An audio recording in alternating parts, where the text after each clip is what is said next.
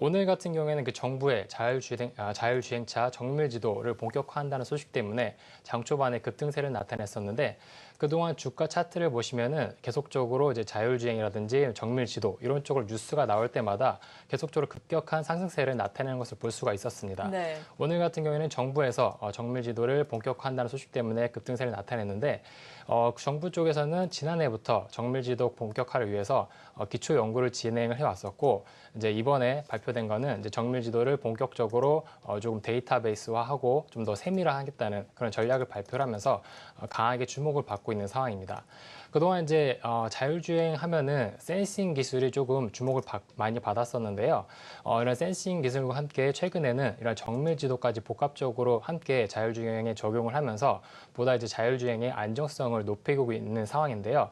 그만큼 자율주행에 대한 이제 앞으로 전망이라든지 이제 투자자들이 많이 주목을 하고 있는 그런 상황이 되겠습니다. 여기에 이제 정밀 지도 같은 경우에는 기존에 있는 지도보다는 좀 더 세밀한 25cm 이하의 물건까지 세밀하게 3D화 할 수 있는 그런 기술이 되겠는데 이렇게 세밀하게 도로에 있는 물체라든지 도로의 전반적인 지형 지물들을 확실하게 데이터할 수 있다 그러면은 자율주행 쪽으로 좀 더 안전한 주행이 가능할 것으로 보이고 있고요. 오늘 같은 경우 인포뱅크가 이제 인베디드 소프트웨어 솔루션을 가지고 있다는 소식 때문에 자율주행 쪽으로 엮이면서 큰 폭의 상승을 나타냈었고 여기에 이제 함께 이제 파인 디지털도 같은 경우에도 오늘도 이제 강하게 올라왔었고 이제 인포뱅크와는 좀 더 다르게 좀 견조한 흐름을 나타내고 있는 것으로 보입니다. 네. 그렇기 때문에 좀 인포뱅크 같은 경우에는 단기적으로 이렇게 이슈가 있을 때마다 강하게 이제 올라가고 있는 그런 흐름이 많이 나타나고 있기 때문에 조금 접근하시기에는 좀 유의를 하실 필요가 있다 이렇게 좀 볼 수가 있겠습니다. 네, 주의가 필요하다라고 인포뱅크 말씀해 주셨고 두 번째 종목은요? 네, 두 번째 종목은 하나마이크론입니다. 예. 하나마이크론은 최근에 뭐 2분기 이후부터 꾸준히 조금 약세를 나타냈었던 그런 흐름이었었는데 주가가 좀 부진했었던 이유를 살펴보면은 적자, 2분기 실적이 적자를 전환하면서 전체적인 실적 위축에 대한 부담이 주가에 작용을 하면서 약세를 나타냈었던 그런 흐름이었습니다. 하지만 오늘 강하게 올랐었던 이유는 이런 적자 부분이 3분기부터 좀 더 개선세를 나타낼 수가 있겠고 그다음에 공장 가동률이 증가를 하면서 이런 적자 부분을 좀 흑자 전환할 수 있을 것이라는 그런 기대감 때문에 오늘 강하게 올라왔었던 부분이 있었고요. 또 하나 살펴보자면은 이제 중국의 스마트폰 메모리 패키지 쪽으로 꾸준히 출하량이 늘어나고 있는 그런 부분도 좀 긍정적으로 작용을 하고 있는 상황이 되겠습니다.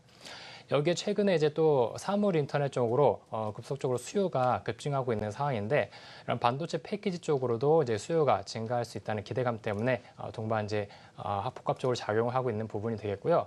또 이제 내년에 이제 하나마이크론의 자회사죠. 하나마이크론의 자회사인 하나머티리얼즈가 상장할 것이라는 그런 기대감 그리고 하나머티리얼즈의 신제품 수주에 대한 기대감 때문에 동반 복합적으로 작용을 하면서 강세를 나타내고 있는 상황이라고 할 수가 있겠습니다. 네. 네, 그다음 종목은 능률교육입니다. 능률교육이 지난 9월 달이었죠. 지난 9월 달에 최대 주주 지분 양도 이런 제한 소식 때문에 급등세를 나타냈었는데 이후 이제 조회 공시 요구에서 뭐 생각은 하고 있지만 특별한 이제 구체적인 방향은 없다, 구체적인 뭐 사항은 없다 이렇게 발표를 하면서 상승폭을 대부분 반납을 하면서 약세를 나타냈었는데 재공시 조회 요구 기간이 이제 한 달 앞으로 이제 다음 주면은 재공시 기간이 되겠는데 이런 부분이 좀 작용을 하면서 오늘 이제 반등세를 나타내고 있는 부분이 되겠습니다. 네.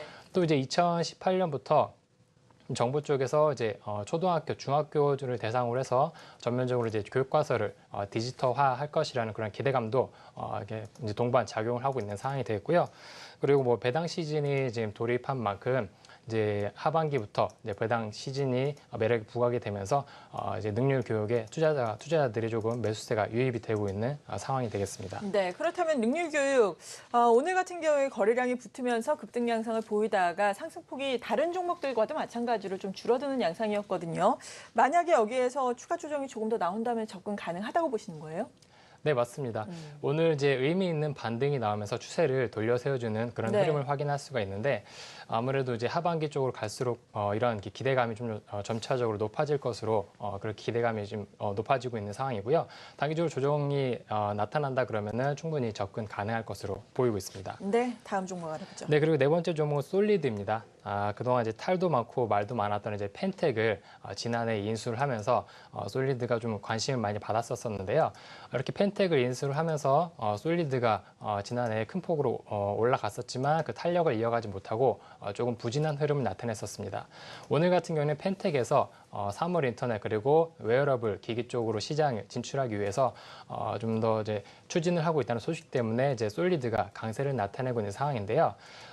올해 6월 달이었죠. 6월 달에 이제 펜텍의 새로운 핸드폰, 스마트폰 아임100을 출시를 하면서 솔리드도 주가도 소폭 상승세를 나타냈었는데 그 추세를 이어나가지 못했었습니다.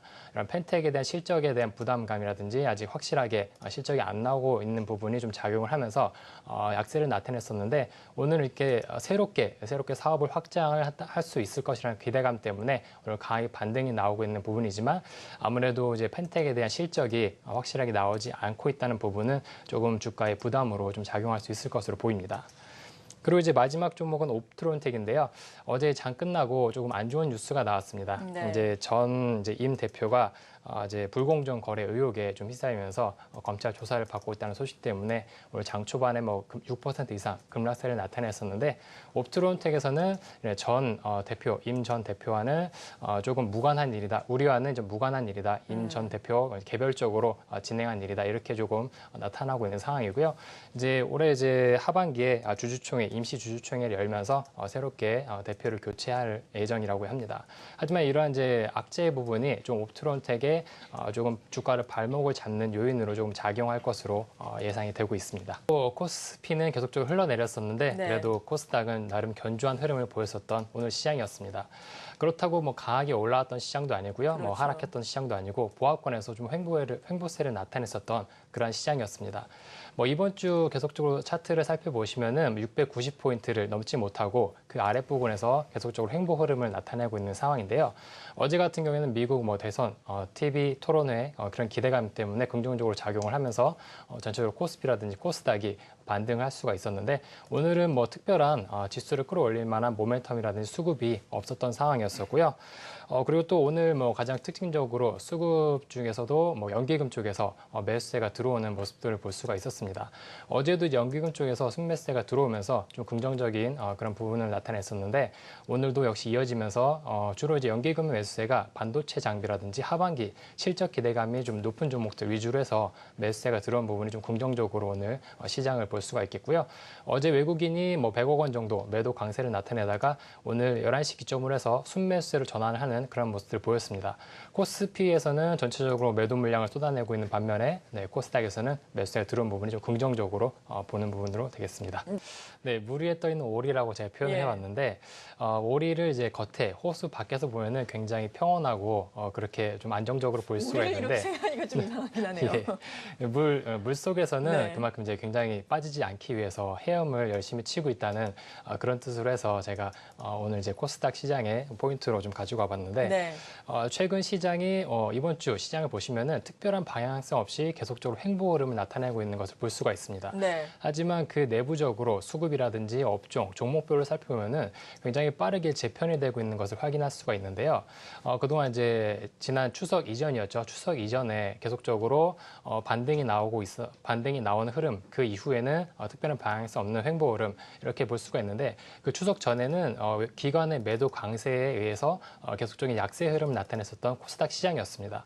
하지만 최근 같은 경우에는 기관의 매도가 줄어들고 오히려 연기금이라든지 금융투자 그리고 뭐 투신 쪽에서 골고루 이제 매수세가 유입이 되면서 네. 그전과는 굉장히 많은 다른 흐름을 나타내고 있는 것을 볼 수가 있는데 그렇다고 뭐 연기금, 뭐 금융투자에서 계속적으로 매수세가 들어오는 게 아니라 뭐 오늘은 연기금, 뭐 다음 날에는 뭐 투신 이런 쪽으로 좀 분포되면서 매수세가 들어오는 것을 확인할 수가 있습니다.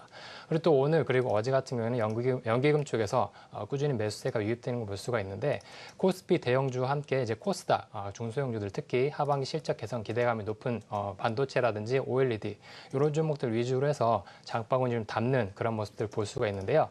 이런 부분이 지금 이제 코스닥의 하방을 좀 지지하는 요인으로 좀 작용할 수 있을 것으로 그렇게 예상이 되고 있고요. 그다음에 뭐 그동안 이제 하락폭이 컸었던 그런 종목들 위주로 해서 빠르게 반등이 나오는 것을 볼 수가 있습니다. 최근 강하게 올라오고 있는 CJ ENM이라든지 그리고 뭐 메디톡스, 로엔 같은 경우에도 계속적으로 좀 부진을 면치 못하다가 하반기 실적 기대감 그리고 매수세, 수급이 유입되면서 강하게 반등이 나오고 있는 흐름들인데 이러한 이제 강하게 반등이 나오는 흐름들 그리고 실적 개선 기대감이 높은 뭐 SK 머티리얼즈라든지 그리고 뭐 휴재 같은 경우에도 단기적으로 조정 흐름을 보였으나 최근에 다시 그 탄력을 이어나가고 있는 흐름들을 볼 수가 있습니다. 이렇게 전반적으로 살펴보면은 수급 그리고 업종 이런 부분이 전반적으로 좀 상승 탄력을 이어나가고 있으면서 그전과는 많이 달라진 그런 흐름들을 볼 수가 있겠고요.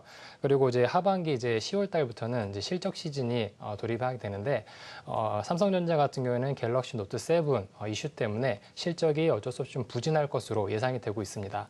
하지만 이제 반도체라든지 OLED 업종은 이런 삼성전자의 실적 부진에 비해서는 상대적으로 조금 자유로운 부분이 있기 때문에 이런 기대감이 좀 차적으로 높아지고 있는 상황이 되겠고요. 이런 종목들 위주로 해서 조금 투자 전략을 짜시는 게 좋을 것 같습니다. 4위 정도까지는 올라왔잖아요. 네. 그래도 뭐 코스닥도 별다른 상승 동력을 찾을 수 없다는 거는 매한가지가 아닌가 싶은데 어떻게 봐야 되겠습니까? 네, 맞습니다. 코스닥도 이렇다 할 크게 강하게 상승할 만한 모멘텀이 없는 상황입니다. 내일장도 비슷하게 오늘과 비슷한 약세의 흐름을 나타낼 것으로 보이고 있는데요. 네.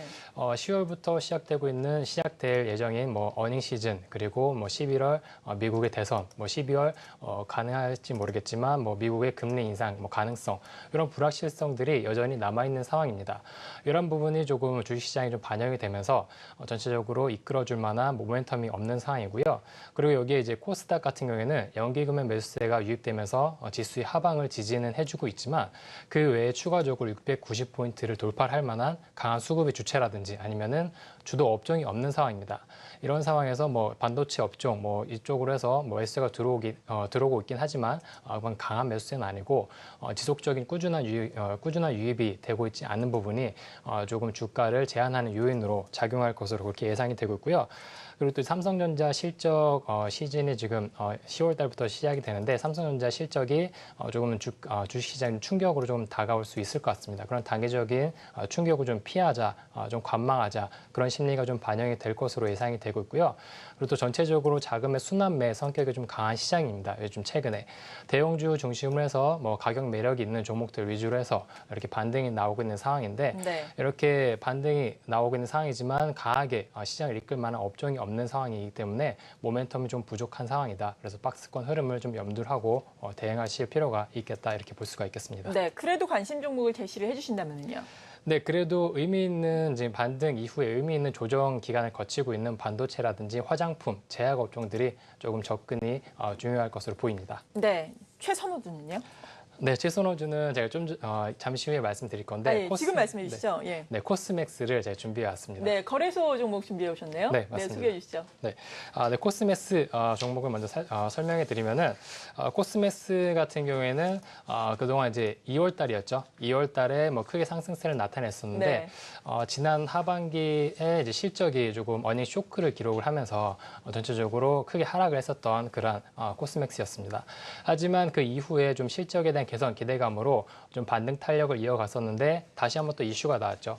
사드 배치라는 그런 이슈가 나오면서 전체로 조금 시장이 다시 한번 주가를 끌어내리는 그런 요인들로 작용을 했었는데 최근에는 다시 한번 반등이 나오면서 의미 있는 흐름들을 나타내고 있습니다.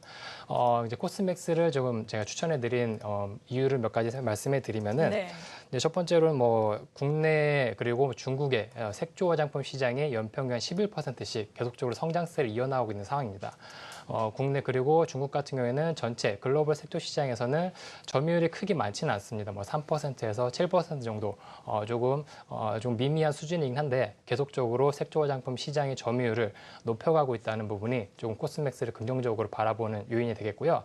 그리고 코스맥스가 이제 전체 매출의 한 95%를 ODM 방식으로 해서 글로벌 이제 화장품 업체에 납품을 하고 있는 상황들입니다.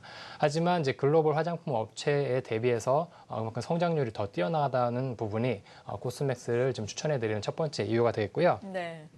네, 두 번째 같은 경우에는 이제 기존의 코스맥스 차이나였죠. 코스맥스 차이나 같은 경우에는 이제 2천억 개 정도 화장품 생산이 가능했었는데 증설을 통해서 내년에는 4천억 개 정도 최대 물량을 확보를 할 수 있을 것으로 그렇게 예상이 되고 있습니다.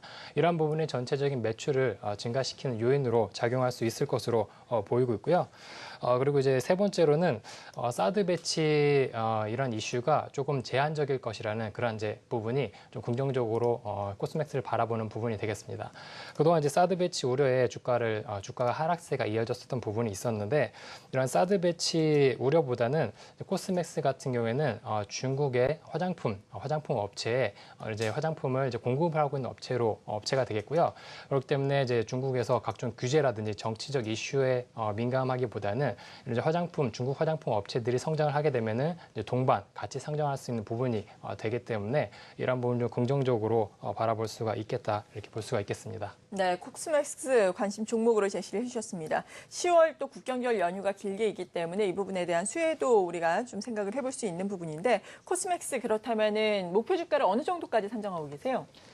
네, 단기적으로 조금 약세를 오늘 같은 경우에는 좀 조정 흐름을 나타냈었는데 3분기 실적이 조금 받쳐준다 그러면은 17만 원까지는 의미 있는 좀 상승세를 이어갈 수 있을 것으로 보입니다. 그 이후에 뭐 국경절 연휴라든지 이런 부분이 좀 복합적으로 작용을 하면서 상승 탄력을 이어갈 것으로 예상이 되고 있습니다. 네, 코스맥스 15만 1,000원으로 오늘은 거래를 마치는 양상이었는데 17만 원까지 단기적으로 볼 수 있겠다라고 말씀해 주셨습니다.